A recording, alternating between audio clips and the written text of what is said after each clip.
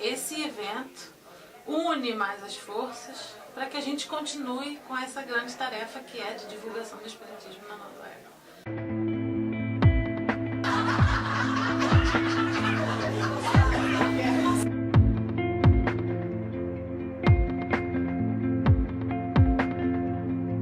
Det er veldig viktig, fordi for det første så samler vi oss. Der blir vi kjent med hverandre. Og for det andre føler vi den fantastisk kjærlighet som er delt i hele samlingen. Eu acho que o maior desafio hoje para a gente é ter o material em norueguês, na língua, né? Em norueguês, para divulgação aqui na Noruega.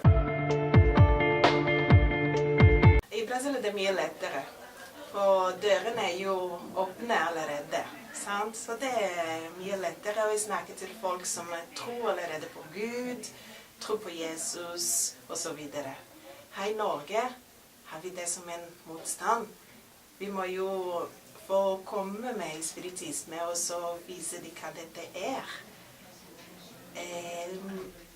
Det trenger mye mer jobb, fordi de tror ikke på Gud, de fleste i hvert fall, og Jesus og reinkarnasjon og livet etter døden og så videre.